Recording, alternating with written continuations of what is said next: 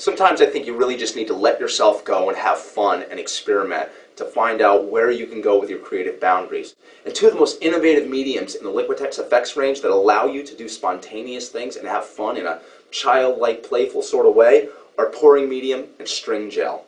With pouring medium, it allows you to do just that, pour the paint. And you might think, well, why can't I pour the paint just to take a fluid paint out of the tube or out of a jar and pour it down onto my canvas or paper? You could do that. Problem with it is that you might get crazing.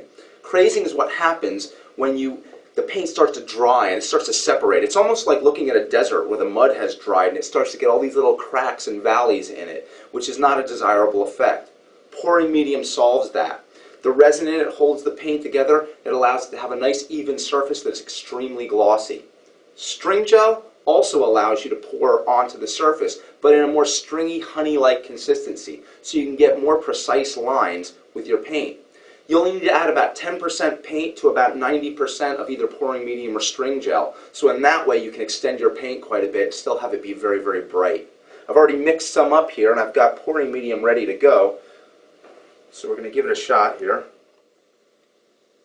When you start to lay the pouring medium down, you'll see it starts to spread out a little bit, but it's going to hold its shape as well.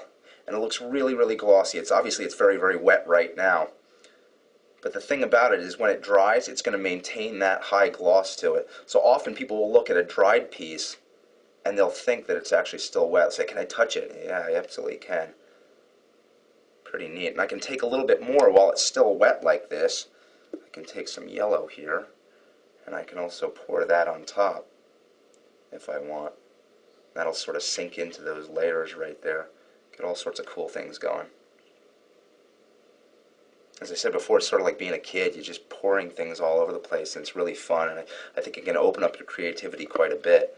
And if I have a pattern down like that, I can also take a palette knife and drag it through and actually start to get a mixed sort of marbled effect that happens in there as well. And I've got some string gel ready to go too. And with string gel, like I said, it's got more of a honey-like consistency. I'm going to let a little bit of it drip out of the cup here.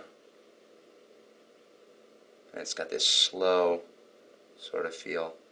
And you get these fine little ribbons. So I can use a cup, a squeeze bottle, something like that. Look how fine you can get. But what I can also do is take a palette knife if I want, or the end of a brush. I could load some on there, and that can let it drip too. I can carry right on over, and these two things can be mixed together.